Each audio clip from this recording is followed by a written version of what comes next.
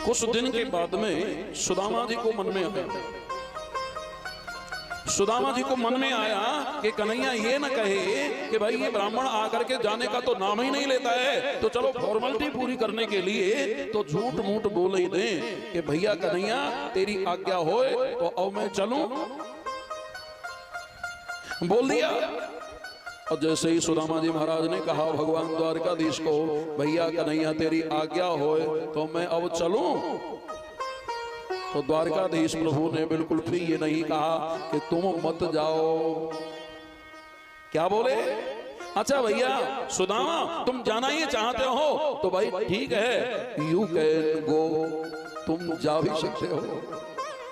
ओहो, थोड़ा सा मुंह रह गया सुदामा जी महाराज का। सुदामा जी बोले ओहो, मैं तो ये कह रहा था मेरा मित्र कन्हैया मना करेगा अभी कुछ समय तो और रुको, लेकिन कन्हैया ने तो मना किया भी नहीं, अब तो जाना ही पड़ेगा। बोले लाला तो लाओ भैया हमारे धोती, जो फटी सी धोती थी हमारे कमंडल को दो और हमको जाने दो। सुदामा जी महाराज की पोशाक सुदामा जी को दी गई और भगवान द्वारकाधीश की पोशाक सुदामा ने उतार करके रख दी, पहन करके वही टूटी फूटी वो अपनी धोती और सुदामा जी महाराज लिए हुए कमंडल हाथ में बैठ लेकर के चले और श्री कृष्ण शरणम मम। कन्हैया बोले लाला ऐसे ही जा रहा है तू? भैया मित्र तू ब्राह्मण है, या तो मैं प्रार्थना कर रहा हूं कि इन रानियों की जो सेवा ली है कम से कम इनको आशीर्वाद दे करके तो जा। बोले ठीक है।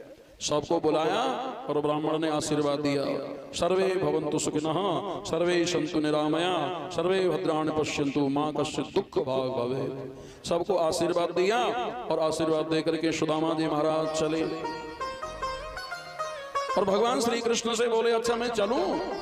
कन्हैया बोले चलो ना।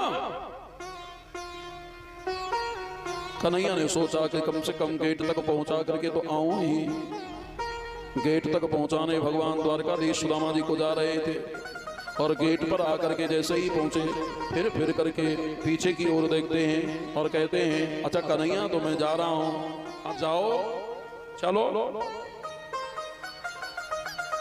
सुदामा जी बोले भैया कन्हैया एक बात याद आ गई मुझे, सुन मत जाओ घर से चलो ना। तो तेरी भाभी सुशीला ने मुझे एक बात कही कि तुम्हारे मित्र जब बिल्कुल एकांत में हो तब उनको ये छोटा सा पत्र उनके हाथ में दे देना, मेरा जो ये पत्र है। भैया मुझे याद आ गया, मैंने वो पत्र अभी तक सुशीला का तुझे दिया ही नहीं, आज मुझे एकांत में तू मिला है, अकेले में आज मिला है, तो अब मेरे मन में आया है कि ये पत्र मैं तुझे दे दूं। देख भैया ये तेरी भाभी ने मुझे पत्र दियो।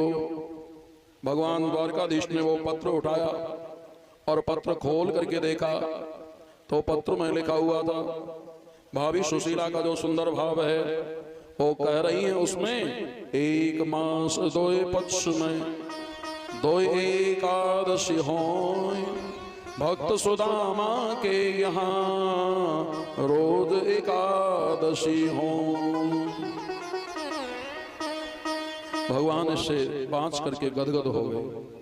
सुशीला के उस प्रेम को याद करके भगवान अपने आंखों में भी अश्रु भर लेते हैं और कहते हैं भाभी ले अब तेरे पत्र का जवाब मुझे भी तो देना है।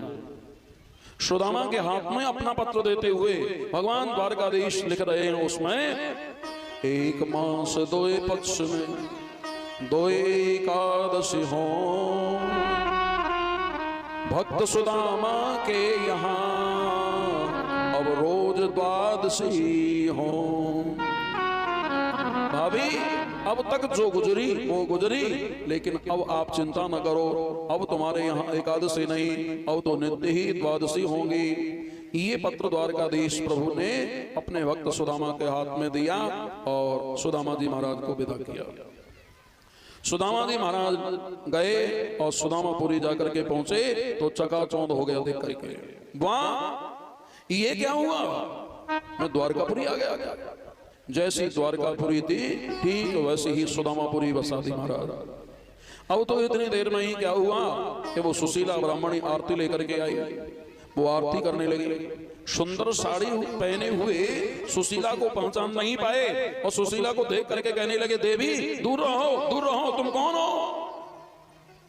सुशीला ने गदगद वाणी से भगवान की प्रार्थना की, प्रभु मैंने अपने ब्राह्मण देवता को, मैंने अपने पतिदेव को आपके चरणों में भला भेजा, तो जाने पर आप मुझे भी भूल गए। भगवान ने प्रेरणा की और भगवान की प्रेरणा से सुदामा ने उस सत्कार को स्वीकार किया और भगवान ने आदेश दिया, सुदामा ये सब मेरा प्रसाद है, मेरे ही प्रसाद को मेरा प्रसाद मान करके तुम प्राप्त करो और आप चिंता न करो, अब तुम दुखी नहीं होंगे, अब तुम परम सुखी हो जाओगे। एतद् ब्रह्मण्य देवस्य श्रुत्वा ब्रह्मण्यतां नरा लब्ध भावो भगवती कर्मबन्धात् मुच्यते। हाँ, श्री सुखदेव जी बोले, राजन इस प्रकार से जो सुदामा चरित्र की कथा को प्रेम से कहता है और सुनता है, वो भगवान श्री हरि के चरणों को ही प्राप्त होता है। बोलिए गोविंद भगवान की जय, द्वारकाधीश भगवान की जय। जय जय श्री राधे।